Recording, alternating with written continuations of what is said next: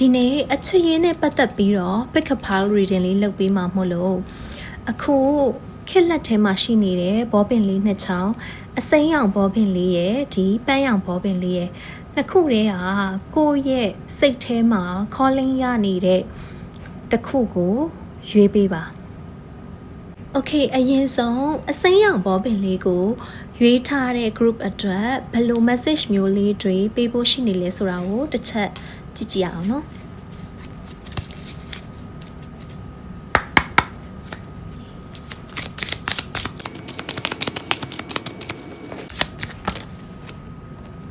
Okay အစိမ်းရောင်ဘောပင်လေးကိုရွေးထားတဲ့ group 1တွေအတွက် message လေးကတော့ keep an open mind နဲ့ကိုယ့်ရဲ့ soulmate ကပေါ့နော်ကိုယ့်ရဲ့ဖူးစာပတ်လက်တွဲပေါ်ကဆိုလို့ရှိရင်ကိုပုံမှန်ကိုကဘလို့လူတွေကြိုက်လဲပေါ့နော်ကိုပုံမှန်ကြိုက်တဲ့ type ပုံစံနဲ့ကွဲပြားနေတတ်တယ်ပေါ့နော်ကိုမျောလင့်ထားတာကိုလိုချင်တဲ့ပုံစံကိုရဲ့ standard ကဒီလိုမှမဟုတ်လို့ရှိရင်တော့ငါကမကြိုက်ဘူးဆိုပြီးတော့ကိုမပိတ်ထားပါနဲ့တဲ့ open minded ဖြစ်စွာနဲ့ပေါ့နော်receiving channel ကိုဖွင့်ထားစေချင်တယ်ပေါ့နော်ကိုရဲ့ soulmate ကကိုမျောလင့်ထားတဲ့ပုံစံဟုတ်ချင်မှဟုတ်လိမ့်မယ်ပေါ့နော်ဆိုတော့ကိုအဓိကကတော့ကိုရဲ့ဖူးစာပတ်အစစ်မှန်ကကိုမျောလင့်ထားတဲ့ပုံစံနဲ့လုံးဝကိုမှကွဲပြားခြားနားတဲ့သူဖြစ်နေနိုင်ပါတယ်ဆိုတဲ့ message လေးကိုရပါတယ်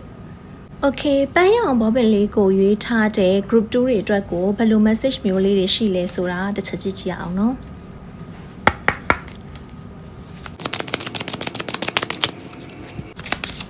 Spirit give me one card for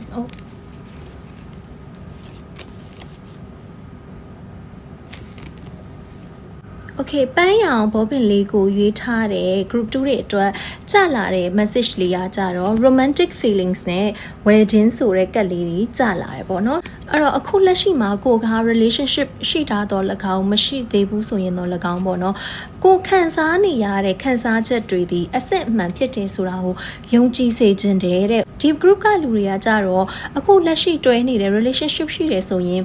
အခုကိုနဲ့တွဲနေတဲ့လူကကိုယ့်ရဲ့ဖူးစာပတ်အစစ်ဟုတ်နေလားဆိုတဲ့အတွေးမျိုးရှိတယ်ပေါ့နော်ဆိုတော့ဒီခန်းစားချက်တွေဒီတယောက်ပေါ်မှာဖြစ်နေတဲ့ခန်းစားချက်တွေကတကယ်ကိုစစ်မှန်နေပေါ့နော်မှန်ကန်နေကိုယ့်ရဲ့ intuition ကိုယုံကြည်ပါတဲ့ဘာဖြစ်လို့လဲဆိုတော့ဒီ connection ဒီနှစ်ယောက်သားကပေါင်းဖက်ရပြီးတော့နောက်ဆုံးမှာပေါ့နော်ဒီ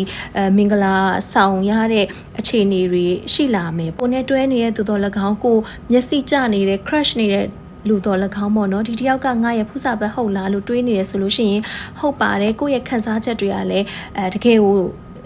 အစစ်မှန်နေပေါ့နော်ငါရှောက်ပြီးတော့မှထင်နေတာလားဆိုတာမျိုးတွေမဖြစ်စေချင်ဘူး